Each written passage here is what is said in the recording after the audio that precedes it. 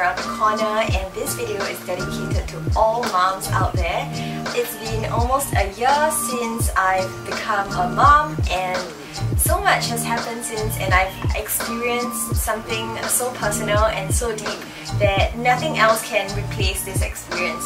I'm actually really loving my new title or status as a mom, and having Noah around me all the time, no matter how difficult or challenging, is something that I deeply treasure.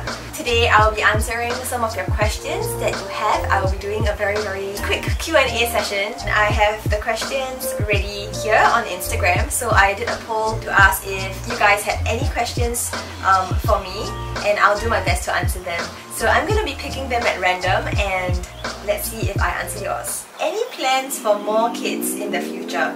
I love kids. I can't believe I'm saying this. I love Noah so much, and I really miss his newborn stage. I am open to the idea of more kids, but that idea seems a little far away for me right now. Firstly, because my period hasn't come back. I'm still breastfeeding Noah, so technically it's not possible for me to get pregnant because I don't think I'm ovulating yet. Apart from that, I feel like I'm not ready for number 2, because just taking care of Noah and being there for him 100% and learning the ropes of motherhood properly, I feel like I'm not there yet. I'm already losing my mind with one child, so I guess I always believe in God's timing, and when the time is right and when He decides that I should have number 2, then so be it, or if not, just Noah alone is fine. I'm okay with that. When did you know that you were ready to be a mommy? Never! Even up till this point, I feel like I'm still not ready. I've shared this before, but Noah was actually kind of like an accident. So we weren't planning to have a kid, and he just came along like that. So I don't know, I don't think anyone can ever be ready. No matter how much they feel like they are, there will always be that feeling of something that's lacking. Leading up to his birth, in fact throughout the delivery, I've been doing so much preparation work just so that I can feel that much more prepared for his arrival. But you know, nothing is really enough.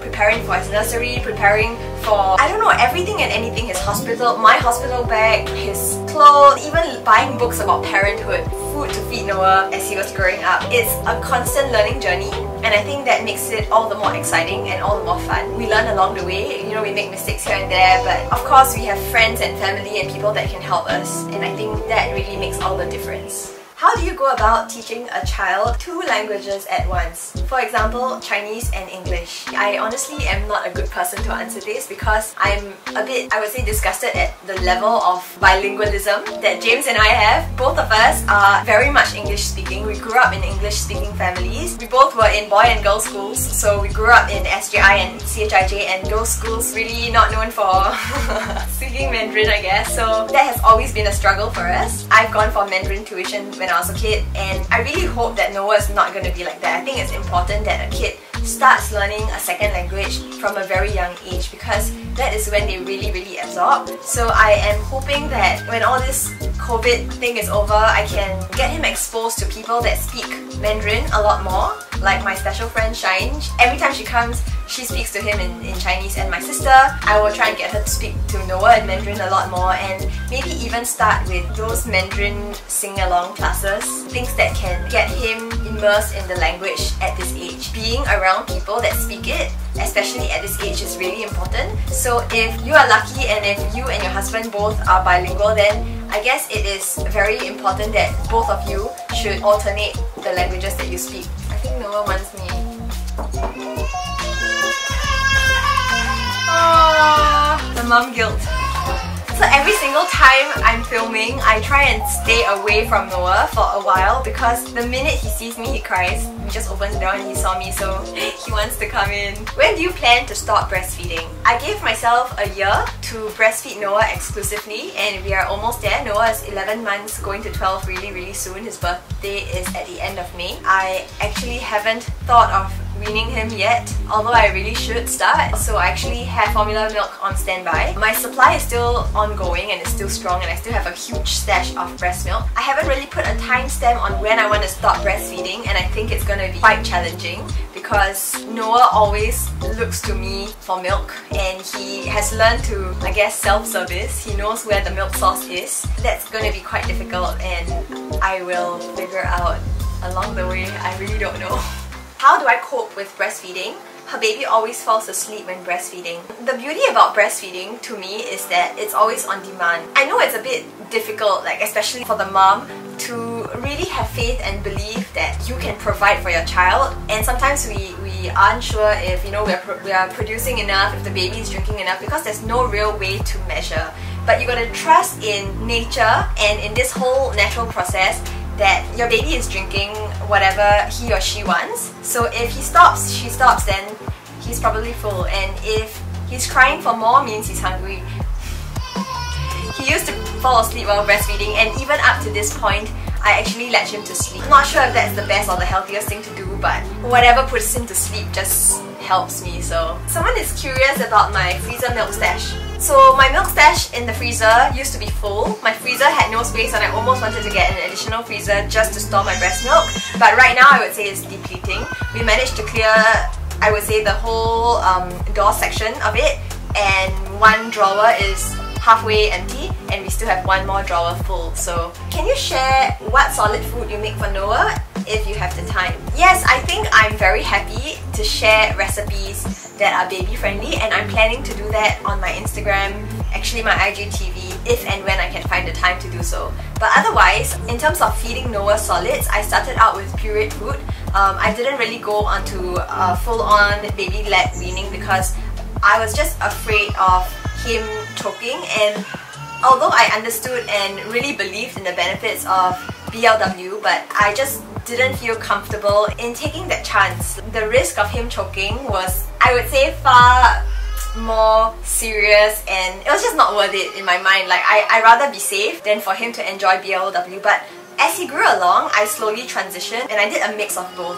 So I would feed him like pureed food, like porridges, smashed bananas, avocado, apple purees and stuff. Along the way, I would introduce a few sliced fruits and sliced foods for him to pick up and eat on his own. So we did kind of like a mix of both. In terms of what you can eat and what you cannot eat, I like this book that was recommended to me by my PD. I'll put it in the link below. I got it on Carousel as a second-hand book actually. So if you're keen to learn about baby nutrition and diet, then maybe you can refer to that, because that's also been my guide so far. Your butts have become bigger after giving birth to Noah. I guess because it's producing milk. I don't know. Top few best to have. The first thing that I would say is something that you can consider would be good diapers. I know Noah is the face of Pampers, and I'm not promoting anything right here, but it's just a point to consider that when you are choosing your baby's diaper, do not scrimp and go for something that is less than. I feel like that is really important. Go for a brand or for a diaper that you feel is very good, even though you think it's just his poop and his pee going into it and you're gonna throw it away. There have been cases and occasions of babies getting UTI because of unhygienic diapers or soiled diapers that haven't been changed. What I realized using really good diapers, right, is that when Noah pees and on that day happen to not change so regularly and so often, the diaper actually lasts for a long time and he doesn't feel the effect of it. And if you actually think about it, if you use a diaper that isn't as absorbent or as good, you have to change it very frequently and very regularly. And if you don't do that, it's not good. But in this case, just because I'm using a really good one, even if I happen to stretch it a little longer, for one, Noah doesn't feel uncomfortable. And the second point to note is that even when I take it out, it's still completely dry, and I'm assured that this is the best for Noah. I guess a good diaper is something that is a must-have. The second item is a silicone bib that you can use for his feeding. Babies are very messy eaters, and no matter how hard you try to feed them in a neat and clean manner, they're gonna mess up. So get a silicone bib that catches all the food. That will save you a lot of trouble. The third item would be books. I think books are a fantastic way to get your baby in the mood for reading and to develop a likeness for reading.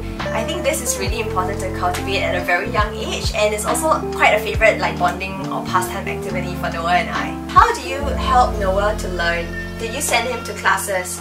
No, we actually have not sent him to any classes and have no plans to send him for any academic classes. I think he's still too young and we're not too like tiger parent, I would say, yet. But we've sent him for swimming classes, and that's something that he genuinely enjoys. He has so much fun at every swim class. We send him to little splashes. That's the only thing that he goes for. The swim classes have really helped him to develop his mobility skills. He's been a very strong baby since he was really young, and even the teachers were really impressed with him, you know, for being able to hold his weight, push himself up out of the water and all that. So that's the only one that we send him for. And yeah, when you travel abroad with No-No, people know his nickname is No-No. Did you pump and bring back the express breast milk? If yes, how? So yes and no. I think lately, because I have been latching on demand, my breast milk supply has regulated quite a bit, and I feel like I'm producing enough for Noah to just drink straight from the boob. I don't really bring anything to pump, I just latch whenever I can. And that really takes a toll on my personal schedule because I have to be available for him as and when he needs me. Especially apparent during the recent trip to Paris and Milan because I was there for Fashion Week.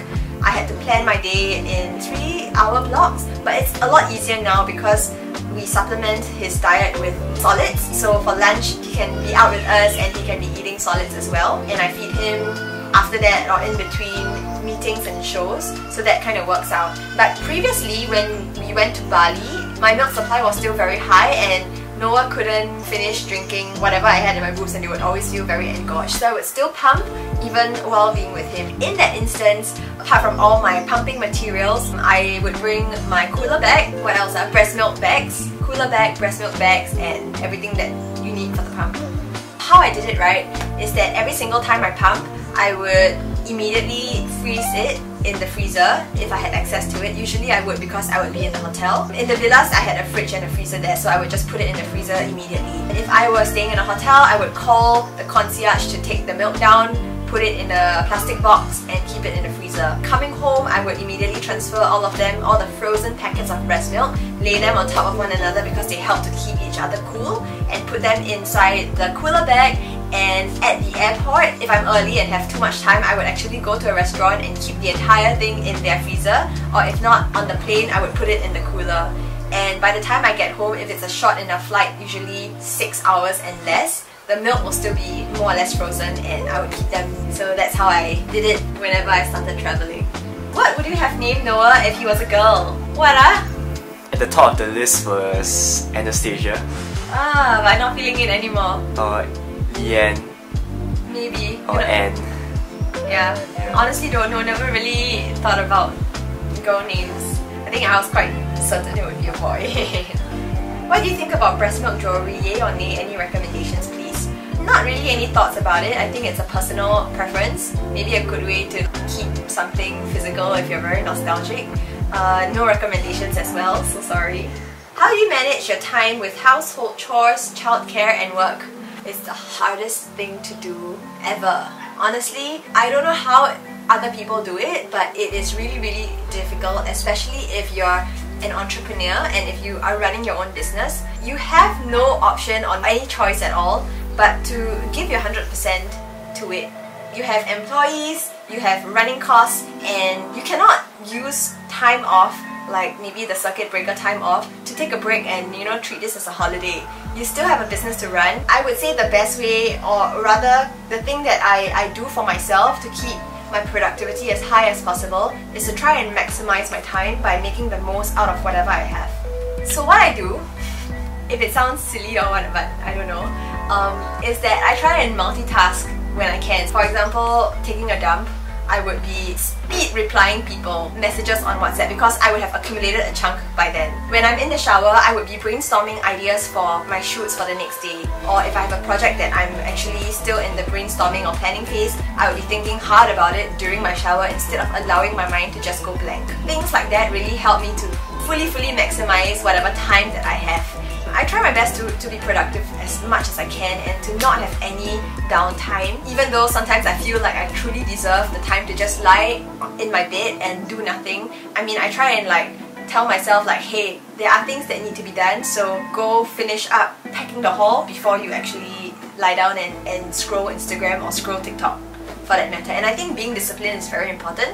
I try my best to keep a time slot for each activity so that I don't overrun. Some things take long and some things take a shorter amount of time, and if you don't schedule, you don't keep track of how much time you're giving yourself to do a certain task, and sometimes you overrun, and that kind of spills over into other things. So for example, with TikTok, we give ourselves like a set time to film and we must stick to it. If not, it's over, we move on to the next thing. What is my biggest challenge as a mom? I think the biggest challenge for me is to always make that decision on what to choose in terms of how to spend my time, whether or not to, be 100% there for Noah or to be 100% there at my work. It's a very, very difficult decision. One is harder on my heart, another is harder on my head, and no matter what I choose, there is always that guilt that I feel because I want it all and I want to be there for Noah 100%, even though I cannot sometimes, and I have to have my helper just look after him for that short time frame. And when he's crying for me, that's like the most difficult thing because I know he wants to be with me and I know he wants to come out of his nursery and play outside, but he just cannot. That is honestly very, very difficult, and I don't know how other people do it, but like right now he's crying and I just want to go out and play with him after this. So how do you style Noah's outfit? I guess when I style his outfit, it's usually always very minimal and very basic because that's pretty much my vibe and my aesthetic. So I like to go for like solid colors. I don't really dress him like an infant or like a baby. I know baby outfits tend to be a lot more hideous. They tend to have a lot more prints and a lot more like Mickey Mouse and characters all over the place. But I really love the bohemian aesthetic, like neutral colors. He's got like lots of beige, grey, white, black shorts, plain t-shirts. Sometimes people say he looks like a little big man, and I think it's really cute. Nonetheless, I still have some items like outfits for him that are a lot more themed. So there are like pineapple t-shirts that scream resort wear. There are like more dressier pieces, those with the bow tie and those with the mustache designs. That's kind of like my style and it's translated to Noah. So what is your favorite travel destination? Hands down, New York. I love New York, true and true. So Noah hasn't been there yet, so maybe that might be our next travel destination if it's not somewhere closer. So to end this video, I just want to say Happy Mother's Day to all moms out there that are celebrating. Noah's trying to pull down my clothes so he can drink. Yeah, right! Thank you so much for watching and I hope I answered your questions. If you have anything, feel free to send me a message personally. I'm happy to chat. Anything motherhood related. Just know that this journey is always better when you are journeying with other moms in the community. You're not alone, and yeah, Happy Mother's Day! Enjoy your day. This day is meant for you. Right? Say Happy Mother's Day to everyone, to all mummies out there. Yay! Bye!